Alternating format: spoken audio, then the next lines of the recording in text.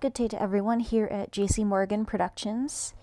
This is kind of an experimental project, a little change of pace from what I normally do. If you're subscribed for me for AMVs, don't worry, those will come back. But you probably have noticed that I have this continually building team of villains that I call the Wham Army. Basically, it's just my favorite villains, and I make them hang out, and I write stories about them, and my main story is Taking Back the Crown. There's some spin-offs to that too. It's become a wild ride. So I thought, with all the whammers I've amassed, it might be fun to kind of just ramble about them a bit, share them with the world, my subscribers, and maybe you'll find a few new villains you want to check out. Maybe you'll get to know a little better characters that you've only seen in passing through some of my works. Or maybe you just want to hear me talk. I don't know.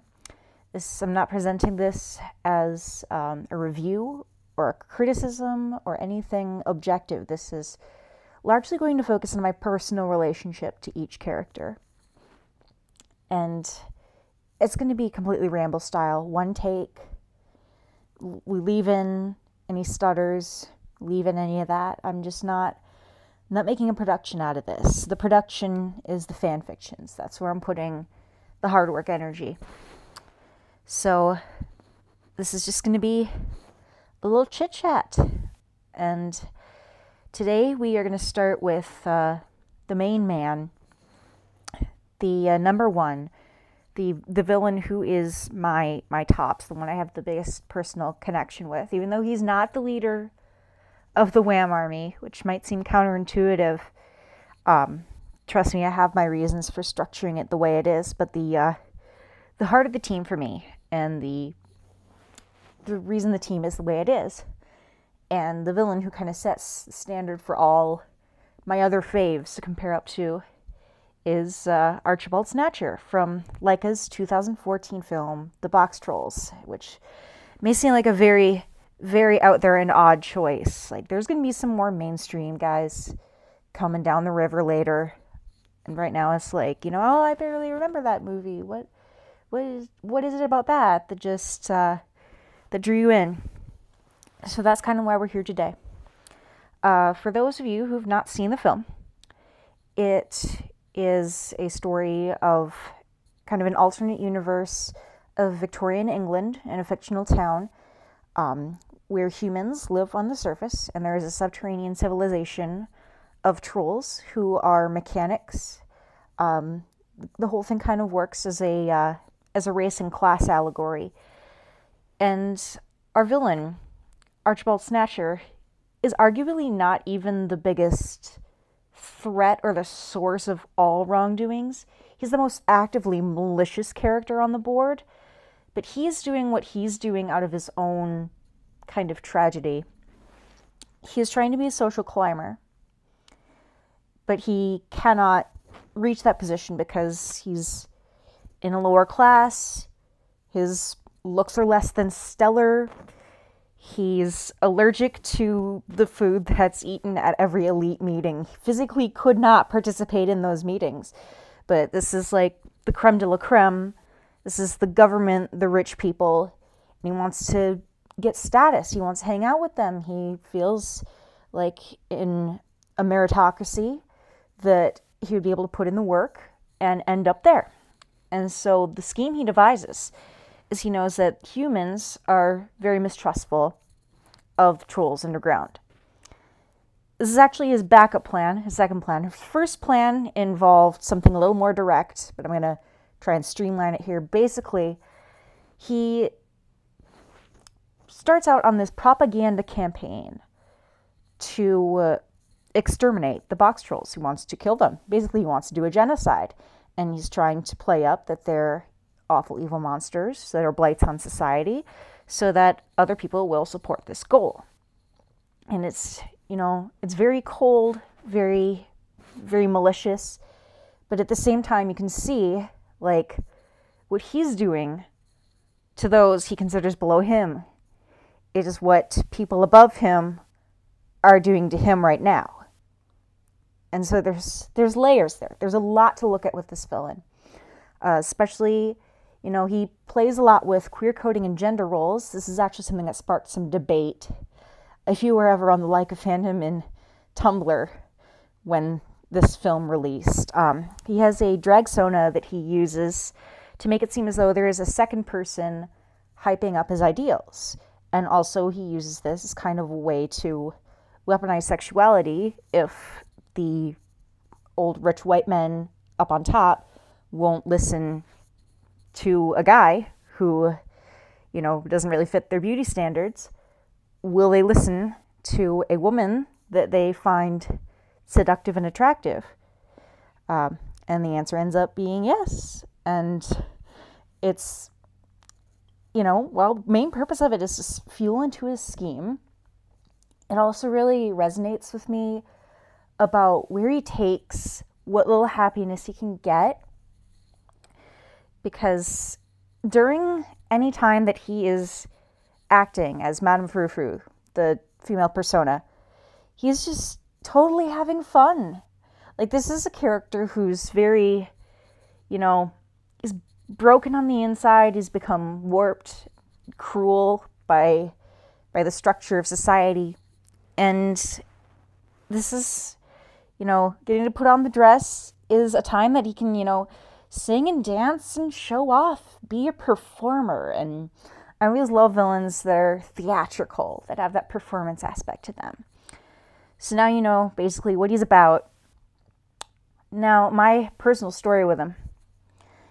I don't think this could have been any more a stroke of destiny.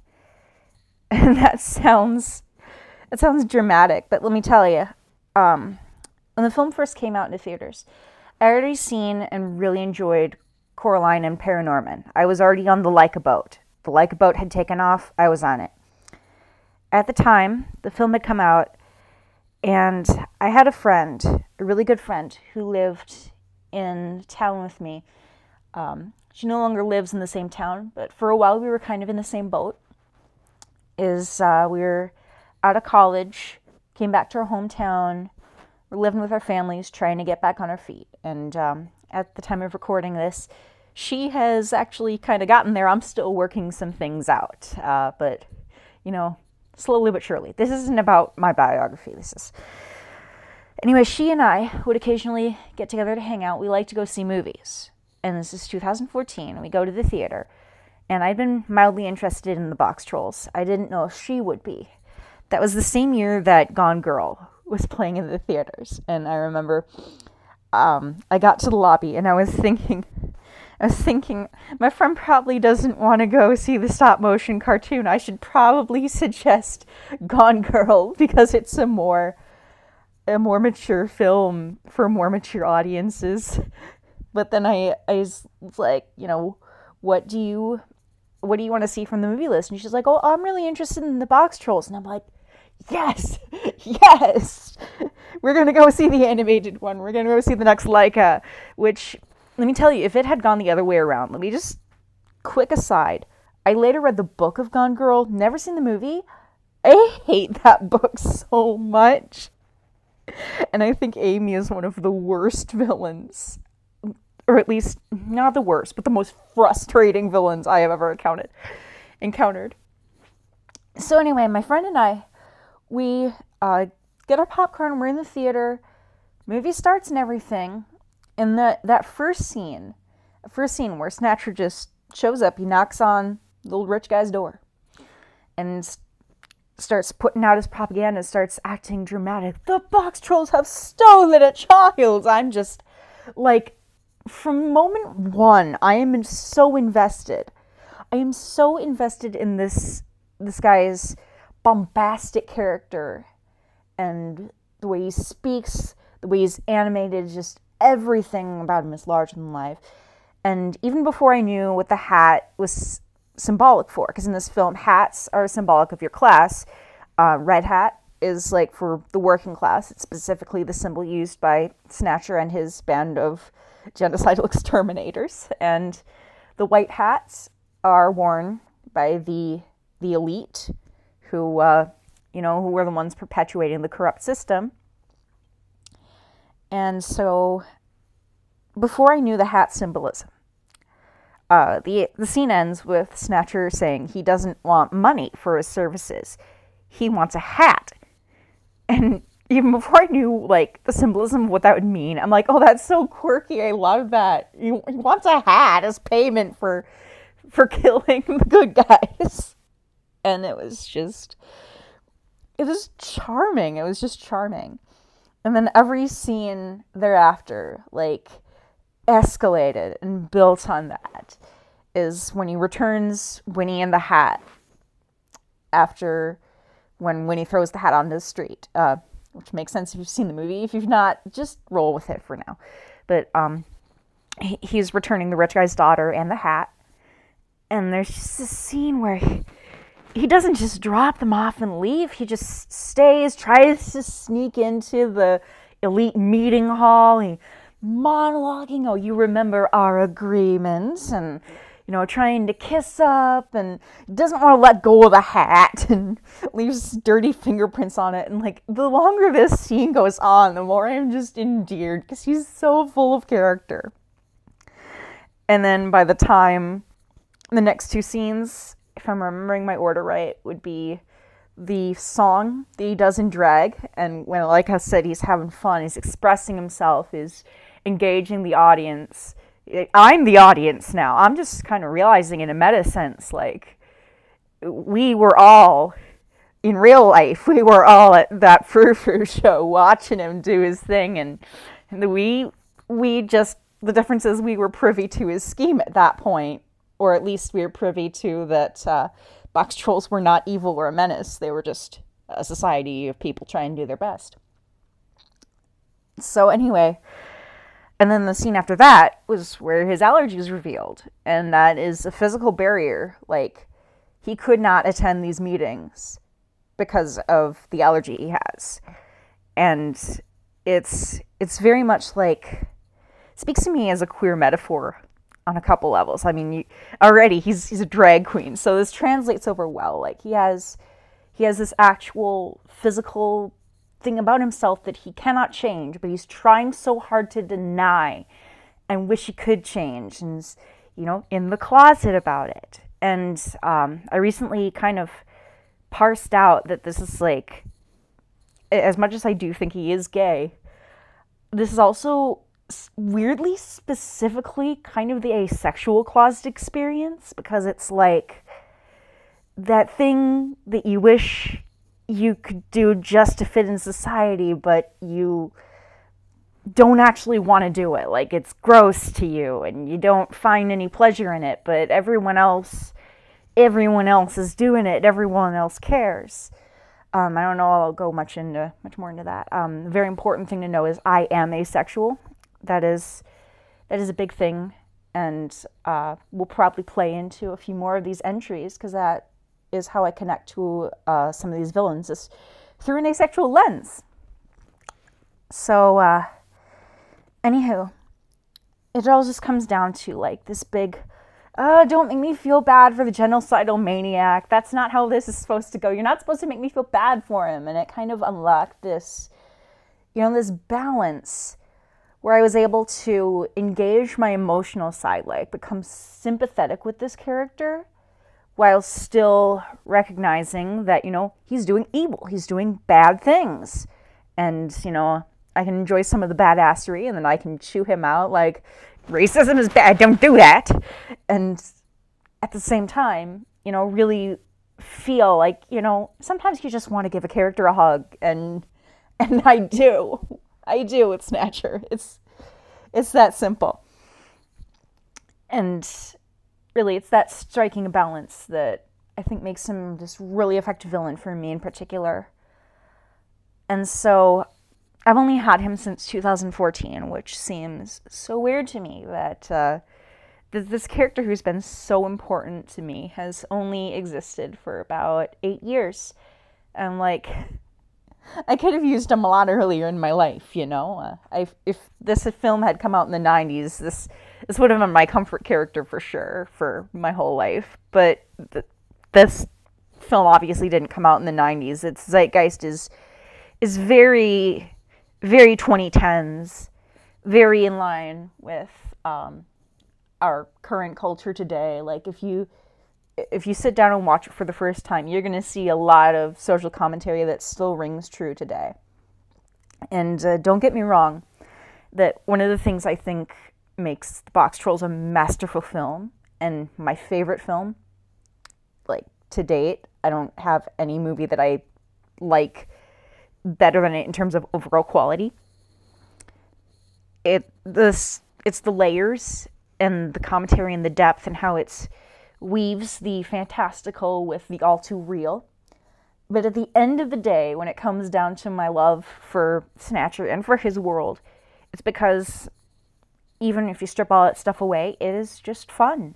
He is just a fun character. He's got a lot to him, even when you aren't analyzing. He's just always drawing me in with actions and quirks and motivations, tragedies, victories. This is legitimately how I feel about it. But this character from this stop motion movie that went by the wayside about 8 years ago. And so I've only shortly had him for these past 8 years, and that's 2016 was when I started first working on Taking Back the Crown and its universe. I could not be doing that project. I could not be doing any of this without him. He's the heart of the team. And I'll say the thing that I think keeps me connected to him right now. I've talked a lot about things I like about him, but I don't think I've mentioned yet that I think he is the character I most like in fiction, which sounds weird to say because I'm, historically I'm known as very liberal in my circles, and I would never do a genocide, and that is horrible and wrong. And I'm not going to talk about my politics and these things though. So if you're listening to this wondering, is this going to turn into one of those vlogs? No, it's not. I'm going to keep this about the villains. I'm just saying for context. But really, it's kind of the ways of thinking in which Snatcher determines that people are above or below him come from how he's been conditioned, and like, because of the way my mind works, I know that like in a worse timeline, I could be that bad. I could be that judgmental and discriminatory. I could be that kind of manipulator. Because that's just how my mind works, and I'm very, like him, I'm very driven by wanting to be validated, accepted, given praise, wanting to fit in with the upper crust, the in crowd. Very much I have gotten myself into trouble a lot of times when I'm trying to get attention of people or be friends with people who we don't necessarily have the chemistry for friends. But I'm like, you're so cool, I'm going to make you like me. And that never turns out well for me. That never turns out well. And a lot of times I have to step back and take things into, Rachel, are you just... Yeah, my name is Rachel. You're not getting my last name. It's like, Rachel, is this your white hats? Are you trying to get in with the white hats? And 9 times out of 10, the answer is yes. It's a direct analogy. So, like, I completely get it. Is that he is just... He defines himself by what other people think of him. And he's worried about what other people think of him. And this... that bloomed into this many-layered things that leads to him being able to perpetuate acts of cruelty. And I like to think I am not capable of those acts of cruelty, but like I could see how in a warped timeline that could have been me.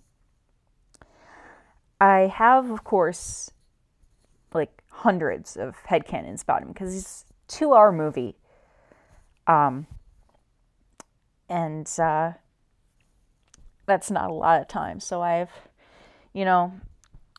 I kind of have this thing going. I'm pretty sure he had like an actual friendship going with the protagonist's father because of some of the film subtext, like some little evidence. Like for those of you who've seen the movie, the night Eggs was taken by the box trolls, Snatcher was in Jelly Trubshaw's apartment, which is on the second floor of a building, and it's like, how do you get in there unless the two of you have a good relationship and he let you in and he led you all the way up the stairs. And I made a whole separate fan fiction out of that, and it's just angst central. And I will try to remember to link that as well as TBTC in the description for this vid. Other things, I feel like he makes all his outfits himself. Like my personal headcanon is he's the son of a tailor / dressmaker, because all of his wardrobe, all 2 outfits we see, are so different from anything else in the film. Like his ordinary wear, his jacket is like blinged out with embroidery, and the frou-frou dress is like, it's a strapless like mermaid cut skirt, and on all the other women in this film, they're wearing like bustles and puff sleeves. So I'm like, dude obviously made that dress himself, because it is so different from anything else you could find in this town. I'll also, just drop in that, yes, I did go track down the books that this movie is based on. Here Be Monsters by Ellen Snow, and its sequel, Where Things Happen at Sea. They're horrible. I do not recommend unless you legitimately want to roast something, which is why I kept going to the second book, is because I wanted to roast something. It is kind of amazing that they took something so, in those books, Snatcher's very much just a joke villain. Like, let's make him as gross as possible and just slap on a bunch of tropes and call it a day. And then for the film, between the Laika writing team and Ben Kingsley, who I've read in several interviews, basically he portrays Snatcher exactly the way that I interpreted him when I first watched the film. When I later looked up interviews, it's like Ben corroborated all of my theories about what made this character tick. And, between his performance and the writing team, they made something really amazing out of Alan Snow's joke character, who doesn't really do much. He does do a lot of things, but it's weird things, like leading meetings in his underwear while waving around a stick with a giant golden duck on it. And I wish I was making this up. If this sounds like, I have to burn not literally burn, but like, I have to read this book so I can give it some verbal burns, I guess maybe I recommend it. But if you want to only read something quality, do not read Here Be Monsters. I just am a masochist who likes to roast. I do recommend the film, The Box Trolls, to, basically anyone and everyone. I think it's got some things to pick through and think about. I think it's got a lot to it that's just fun, even if you don't pick at it. I do know that it has caused some controversy with some of how it handled villain queer coding and whether that was problematic. And if that sounds like it might be a turnoff for you, then by all means, don't bother with it. But I feel like, to me, it read like a very, very powerful message, kind of playing into how queerness and otherness can lead to feeling like the societal outcast, and how that can sometimes take a person down a dark path simply because the child who was not embraced by the village would burn it down to feel its warmth. And so bringing it back around to the Wham Army, basically that's where I give him a better ending. I resurrect him from the dead, and I put him with a bunch of friends, crossover friends, because there was no one in his canon universe that was on his level. No one at all. And that's one thing I think, if that changed, if there was someone else in his circle who was just as shrewd, ambitious, same kind of person, just as theatrical, didn't disapprove of his motives, would actually like play off him, be friendly, be, I like you for who you are, you better like me for who I am, that kind of thing. And that's a large part of what I'm doing with the Wham Army is, the Wham Army in general is a fantasy for me as an adult of the idea that adults can make forever friendship squads. Except this one is just evil people. But this time, Snatcher finally got into a group. And it's the group that he was always meant to go in from the start. And he didn't even have to try, because this is the people he belongs with. He's snarky like Mosenrath. He's theatrical like Yzma. He's murderous like Huntsman. And of course, anyone who's been around me for more than 5 minutes will know that I really hardcore ship him with Roman Torchwick from RWBY, who I think has a lot of cinematic parallels to him, kind of, again, in that feeling like he's on the lower rung, like he's struggling to become something more, but life's just turned against him again and again. Except the difference is that, Roman can see it. He can see it's not worth trying to play along. That it's, he does have if you can't beat him, join him, but at the same time,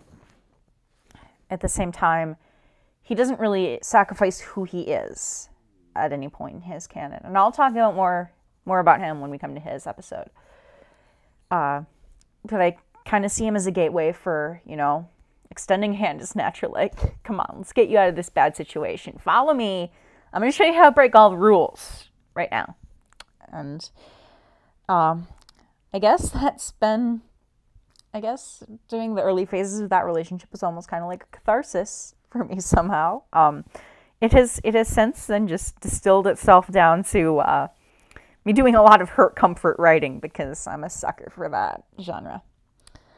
So anyway, that sums up my favorite villain, the heart of the team, and that's about all I have to say. I don't have a bantery conclusion line planned. So hopefully this series will continue to go places, and I will see you in the next episode, which is either going to be Roman Torchwick or Mosenrath. Ciao.